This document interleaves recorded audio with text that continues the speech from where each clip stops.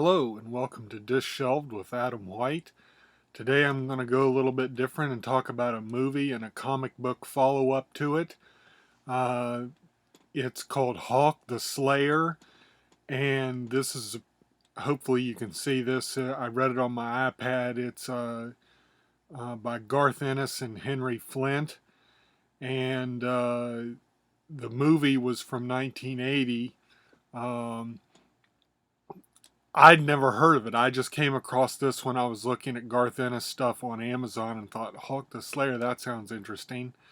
And I wonder what that's from. And when I read into it, I saw that it was actually the sequel to a film that came out in 1980. Well, I'd never heard of the movie, and which is strange because normally I'm on the radar stuff like that. Now, granted, I would only been 3 at the time, but um, I thought, well, let me look that up, and it turns out you can watch it for free on Amazon Prime Video or the Freevee app, and so that's my recommended way of doing it. You have to sit through some commercials during it, but it's worth it to see it for free because the only other way I saw to get it was on a Blu-ray, but it wasn't.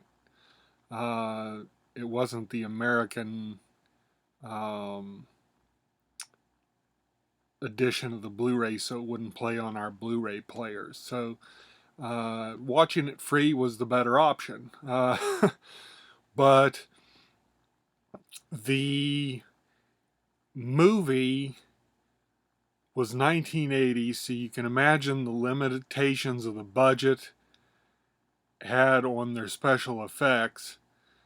I really felt it looked like a Dungeons and Dragons fan film made at the time because you had a human warrior, a giant who was really just a tall guy, a dwarf who was really just a short guy, and an elf who was a master bowman, and as all elves seem to be, and also another human warrior that used a crossbow. Now, the one that used a crossbow was played by Morgan Shepherd, who turned up later on Babylon 5 for anybody who's a Babylon 5 fan. Uh, and has appeared in a lot of stuff over the years. He and the bad guy, Jack Palance, are about the only 2 people I'd ever heard of that were in the movie. Now, Jack Palance was a villain. He had a silver helmet that was almost Darth Vader-esque in its look, and he absolutely hammed it up big time. It was, let's just say, it wasn't his greatest performance as an actor. It was, if there was scenery in the scene, he was chewing on it. It was, it was, it was pretty. You could say during the filming of this movie that acting was optional. Uh, it was it wasn't the best acted film I've ever seen. Early on, especially in the movie, there's lots of scenes of horses being ridden. You got the sense that the filmmakers liked horses, and you'd see them both in slow motion and just them riding on horses a lot. And the soundtrack was incredible because it was disco music. Most of it was just wordless disco music, and I mean, it really dated the film. Not that the quality of the rest of it didn't do that too, but I thought the fact that it had some disco music for the soundtrack was absolutely outstanding.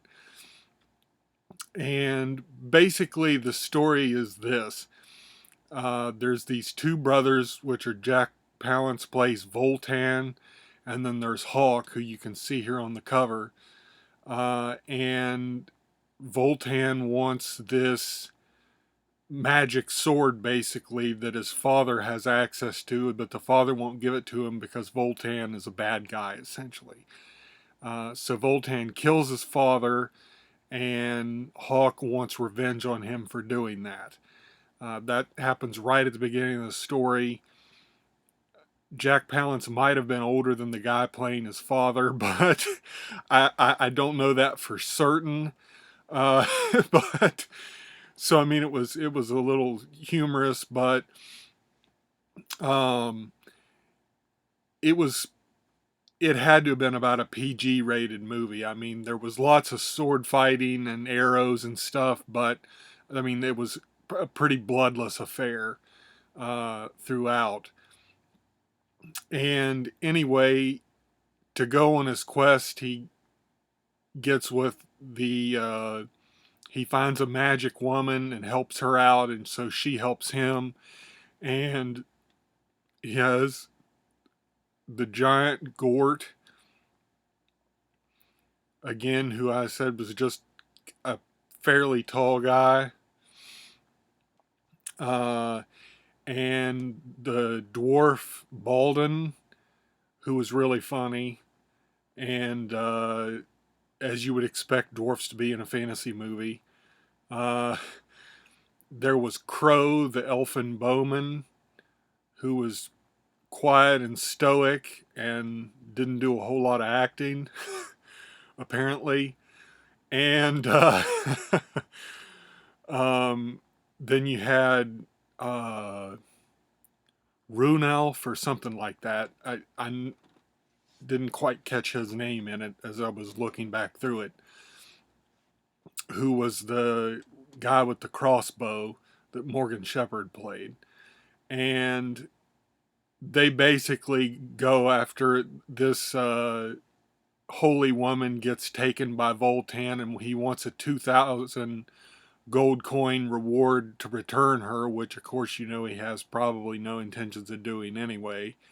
And the other women of the abbey want her back, so they try to figure out how they can get this money and how these guys can get Voltan. And that's basically the story. And like I said, it kind of is like a Dungeons and Dragons fan film kind of feel to it. Uh, you have your party going against a villain who they have a personal stake against. And so it was a really fun film. And like I said, I've said a lot of things like, the acting wasn't great and the production quality wasn't great, but it was a really fun movie. I really enjoyed it. And like I said, you can look past all the stuff in it that's not so great and see at its core that it's just a fun fantasy film. And there wasn't really a lot of fantasy at the time, especially.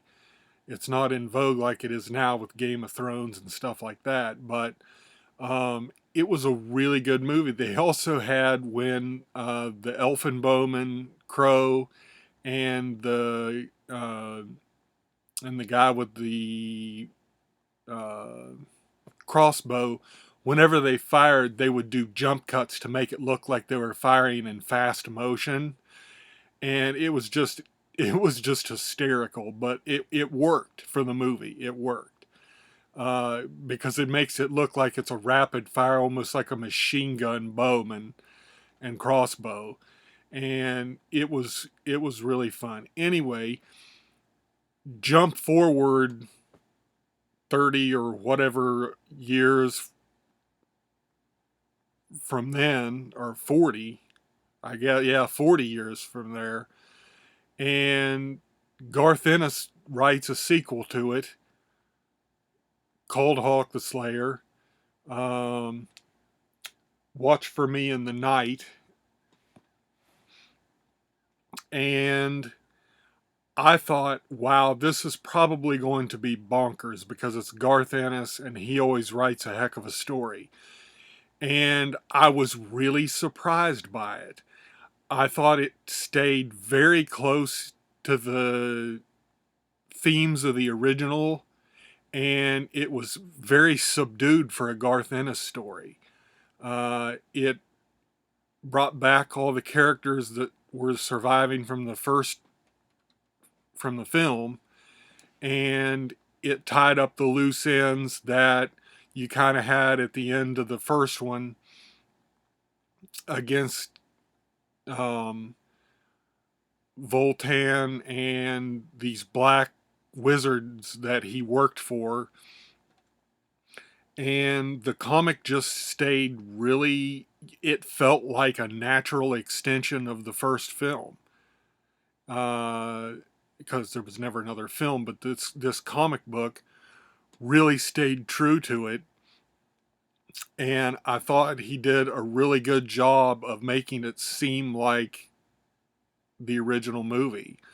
And the art in it is good. It's also subdued. I mean, there's nothing real fancy about the art, but Henry Flint did a good job with the art and made it look like the movie. And it gave it the same kind of style that the movie had. And I also want to mention that Hawk also brought the onset of the mullet for a hero. He had a mullet in it, so that was probably, I mean, like I said, that was 1980s, so that was ushering in the era of the mullet throughout the 80s and 90s. And so that also happened in it. And but anyway, the art in it made it look like the original movie. Garth Ennis' writing was excellent as always, and like I said, it was very subdued for him. There was a little bit more violence in it, more blood anyway, but not a lot. He kept it really, like I said, really close to the feel of the movie, and it just was a really, it felt like a really natural extension of the film, and it would have been a good sequel that stayed true to the original, which it is a good sequel. And again, I was really surprised by it because I was expecting something outlandish, and and it was really really faithful to the original. Anyway, I'd highly recommend watching the movie since you can do it for free if you're a fantasy fan. Like I said, you have to look past its shortcomings, uh, budget wise, for what they had at the time, but I thought it was a lot of fun. There was a lot of fun interplay between Gort and Baldwin, the giant and the dwarf, and a lot of it revolving around food and eating food. But there was a lot of fun interplay between the two of them, and they were both pretty good. Did probably the best acting jobs of everybody in the film. Uh, so it was a really fun movie. I was entertained by it. You can't ask for much more than that. And the sequel, written by Garth Ennis in the comic book form, put out by Rebellion. You can get it on Kindle or you can get it in paperback now. Uh, really true to the original, and I thought it was a very good sequel to the movie. So uh, if you like fantasy, it's worth checking out. It was a lot of fun, and thanks for hanging out with me this week, and I will see you guys next week.